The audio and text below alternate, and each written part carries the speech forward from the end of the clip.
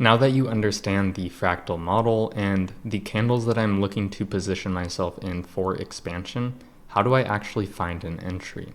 Well, with this, I'm going to be using the entry sequence, and this is the only way that I look for entries within my model. Now, there are two potential types of entries that can be taken within this. The first one being a swing point entry with a candle 2 or candle 3 closure. Now, this does provide higher risk to reward, but does come with more risk as the low or high has not been confirmed yet. The second entry is an opposing candle entry. This generally provides less risk to reward, but the high or low has been validated, so it is generally higher probability in my experience. So you can see here at a valid point of interest, we have ran out a low and we are forming a candle 2 closure. The first valid entry would be to take an entry at the open of candle 3, my stop on candle 2 low, and then having my target. However, this low has not yet been confirmed because we have not closed over this series of down close candles yet. So you can see once we do close over this series of down close candles, this low is then validated. So the sequence always goes swing formation and then opposing candles.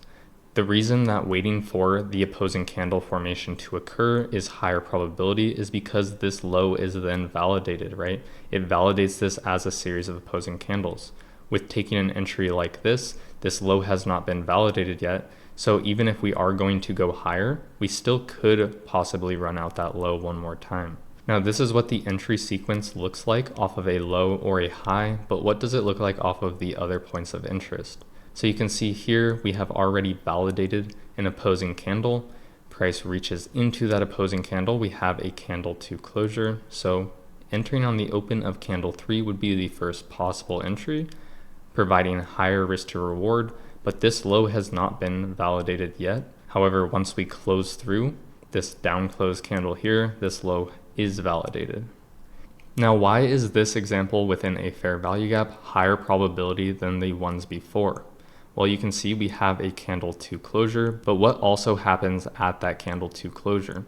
Candle 2 closes over candle 1 or the series of down close candles. In this case, it is just one. So candle 2 not only closes, but also validates this low at the same time, and that provides for a high probability candle 3 trade. Now let's talk about the few ways that I look to take entries, the first one being an opposing candle entry. So once we get a close through the down close candles, I can look to take an entry either on the opening price after this candle closes, so you can see how we retest the opening price here, or if I do not want to wait for the retest, I can just enter at the market when this candle closes. The next type of entry I can look to take is just applying these swings to the lower time frame. So with a candle 2 closure, I can look to take an entry on candle 3 with my stop on candle 2's low or my stop on candle 2's high. So you can see this provides great risk to reward, but this low has not been validated yet, so it is more risky. Now with a candle 3 closure, I would be entering on the open of candle 4 with my stop on candle 2 low. And one thing I do is not taking off trades prior to 2R or not taking partials before 2R or not going to break even before 2R. Now with trailing my stops within my model, I'm going to trail my stop to the opposing candles after it is validated.